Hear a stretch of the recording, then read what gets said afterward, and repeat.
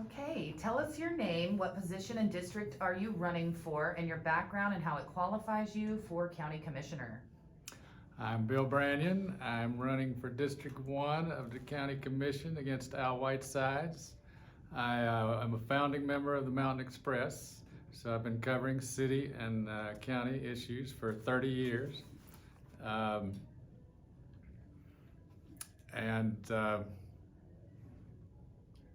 I think that qualifies me. Why are you running for county commissioner, and what are your main goals if elected? Primary reason is the new Pratt & Whitney plant, which is building parts for the F-35 fighter jet, and I believe is the first of many weapons plants that are going to be built in Buncombe County. I believe County Commission has that plan, and you know, we're in a nice economy now. We get to call ourselves the Paris of the South, the San Fran of the East, the land of the sky. Well, we're going to become the land of the sky rulers, the merchants of death metropolis, the World War III county. Because this F-35 plane, which will probably replace the Vance Monument, the racist Vance Monument with a militaristic thing, a model of this plane at Vance Square, carries nuclear weapons that are so big that they could kill 4 million people with one bomb. And our arsenal of 2,500 of these could kill 9 billion people. That's killing everybody on Earth, and 3 billion of them twice. And so we're now a central part of the military-industrial complex. The character of our economy is changing, and they have plans, I believe, to change it a lot more. What are your views on the county's current budget or level of public debt? Debt doesn't bother me too much. Of course, you know what, in 1930, our county went into big-time debt. The mayor shot himself. According to Thomas Wolfe, 10 other people killed themselves. So we don't want to go to that level of debt. But yeah, it's as long as we're still viable, and you know, Asheville's a place we can play hard to get. People want to come here, and you know, there's just money flowing in from all sides, so I'm not too worried about the debt. Okay. Do you agree with defunding the police? And yes, do you agree with defunding the police? No, but I do agree. I do believe illegal drugs should be decriminalized. And that will relieve the burden on police quite a bit, maybe even make it so we don't need as big a police force. So yeah, and also you know, depolicing areas that are not that important, such as, you know, going 5 miles over the speed limit, or having a traffic light out, or no, you know, the police are very brave people, and they're facing the violence that's so rampant in America right now. So yes, we need to have the police, but we need to make sure they have the jobs that we need them to do. And the big one, and the big thing that causes most of the troubles, is illegal drugs. It should be, you know, harm reduction. It should not be punitive. It should not be a punishment issue. It's a health issue. Do you think that decriminalizing illegal drugs would maybe ramp up other criminal activities because of those addictions, or do you think that it would decrease the amount of work that the police force would have to do? Because of those addictions. Well, it wouldn't cost that much to, you know, maintain your addiction, right? Heroin is, you know, doesn't cost that much to make if it's not on the black market. But you know, and that's the extreme case. But yeah, you know, we have to give people something to do besides do drugs, besides sell drugs. So.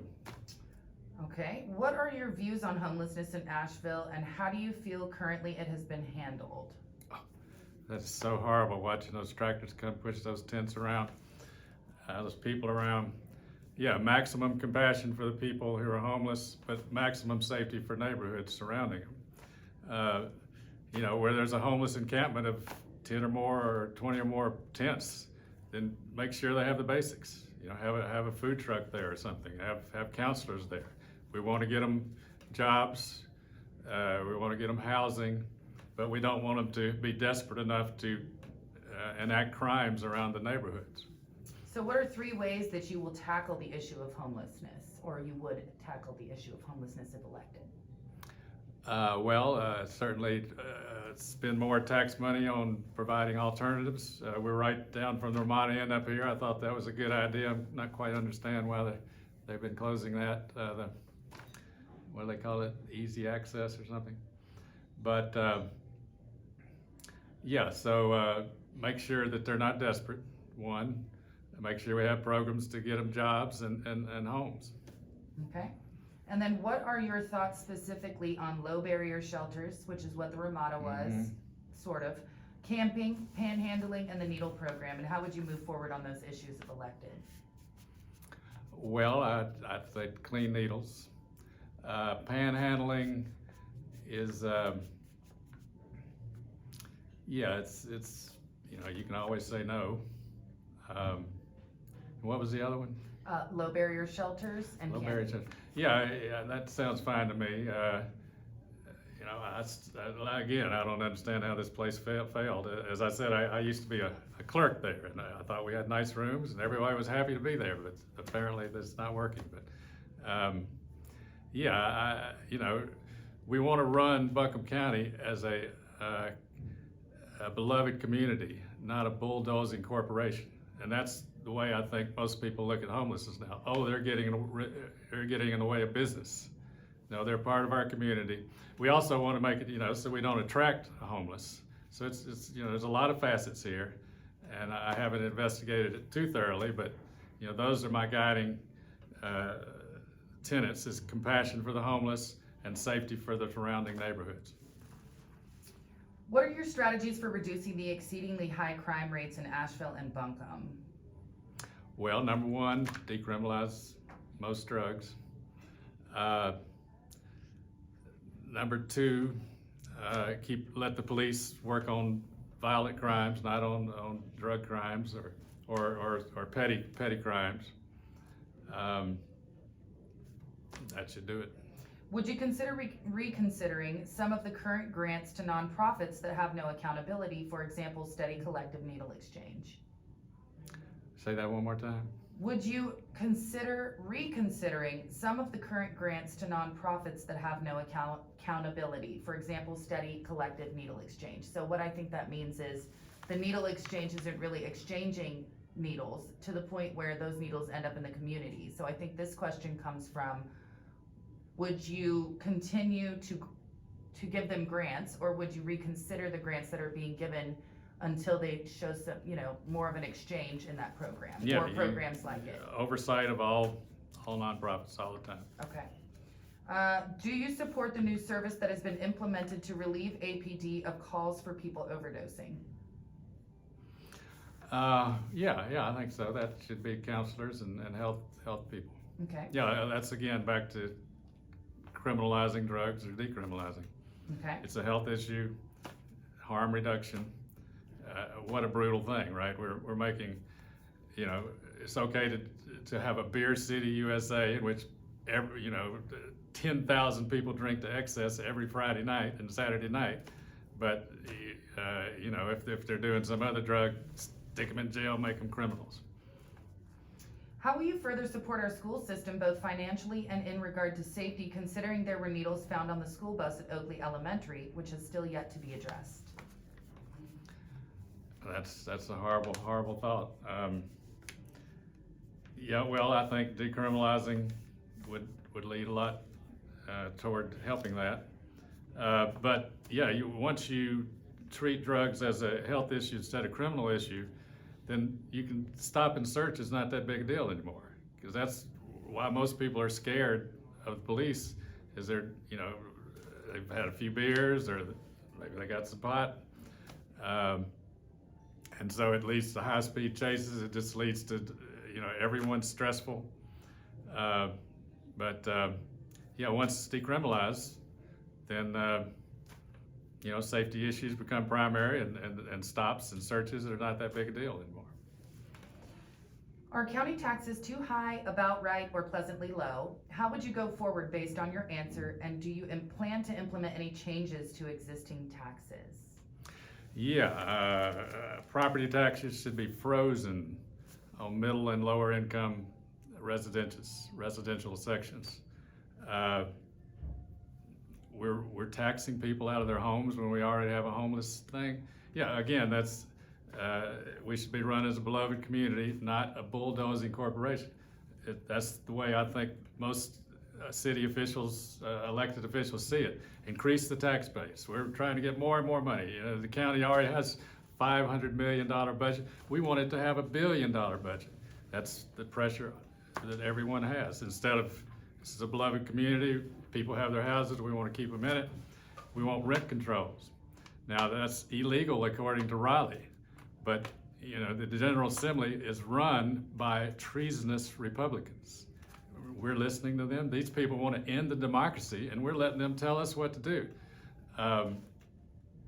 And they think we're a cesspool of sin. So, you know, what the heck? And so rent controls, well, that answers that question. But just for specific areas, you know, some areas we don't have it, like the River Arts District. We want to protect our artists. This is the Paris of the South. We don't want it to be the World War III city, our county, which we're making it. So yeah, you know, that's the way. That's the reason people come here to big deals. Our music, arts, culture, and you know, we've chased them out of downtown because the rents went up. So now they're down there. We're going to chase them out of there. Who knows where they're going? Maybe they'll leave the county. So rent controls in various areas. If new resources were available, what one area of county services would you feel most needs additional resources? Okay, well, I think there's plenty of resources out there. The arts, subsidize the arts. Subsidize arts, not weapons, which is what we're doing. You know, we've given this Pratt & Whitney plant to make this monster plane that is destabilizing geopolitics, making everybody in the world spend huge amounts more money on weapons. We gave them almost $100 million in subsidies. That's our priority. We're gonna, you know, for 800 jobs, we're willing to lead the world into Armageddon. You know, these people are not thinking this through. Right. Should any part of the county budget be shielded from cuts, and if so, which area? Should any side of the county be shielded from cuts? Well, certainly all, you know, welfare areas. We want to have a beloved community. You know, if a person's in poverty, you know, but for the grace of God, go I. You know, it's like the drug issue. You know, oh, it's a moral issue that you're poor. Well, yeah, a few people are lazy, but most aren't. Shield from cuts. You know, I would, the Tourist Development Authority, I'd use some of that money for making this a more compassionate place, for preserving our tree canopy, for, you know, responding to climate change. Look at these FedEx trucks, these Amazon trucks. They're driving around. They've increased pollution 100%. And is anybody saying these should be electric? No. We will work to make sure that we have as much electric here, solar generated electricity. There's a lot of controversy around the issue of Raytheon. What are your thoughts on this project and that controversy, and how the commission handled the vote? And how would you have handled that situation had you been in office at the time? Well, that's my primary issue. Raytheon being the parent company of Pratt & Whitney. The process was horrible. I'm going to, if elected, I'll open an investigation of this non-disclosure agreement, the process that went through it. You know, they announced it one week. The next week, they had a few comments on it. Everyone who talked was against it, and then they ignored it, voted unanimously. And behind us all is Jack Cecil, whose full name is John Francis Amherst Vanderbilt Cecil IV. This is a very powerful man, very powerful family. and they have a vision for what they're gonna do, and what they're gonna do is militarize Buncombe County economy. But I can stand up to Jack Cecil because I've, one thing, had a 2-hour interview with him for one of my articles in the Mountain Express was called King Cecil's Surf City, and that's spelled S-E-R-F. It was about Biltmore Park and all his developments. But yeah, so we're gonna convince Jack he did the wrong thing. He does a lot of right things. He's, you know, they're benevolent dictators that we have here. The Crafts, the Pisgah Forest, but they make a few wrong turns. But I'd also, I want to call for a referendum on how much more development we want to have in Buncombe County. And everybody votes on it, and we decide what we do. If we decide no more development, I'll zone, and we'll zone as strictly as Biltmore Forest does, 1 family per acre. Except tailor it to Asheville, of course. It'll be much different in many ways. But we'll also appoint Jack Cecil the zoning czar if we vote to have more development. And he and his grandfather was the zoning czar of Asheville. So, you know, this family is unbelievable. But in his developments in Biltmore Park and the Ramble and Biltmore Lake, he keeps 1/3 natural, 1/3 forest. So that's, if we're gonna develop more, that's what we wanna do. So, you know, I see Mr. Cecil as cutting both ways, and hopefully we'll, you know, we need to give this great man something else to do besides building more weapons factories. Okay, and we're gonna finish on a final thought. Anything you want your constituents to know? Well, I'm running against a great man myself, Al Whitesides. But I think we need more transformational leadership now. And someone who's willing to stand up to Raleigh, stand up to Jack Cecil, stand up to a county commission who's planning to militarize our economy. And I think I'm that man. Perfect. That Thank person, you so not that much. man. Person. Thanks. Thanks.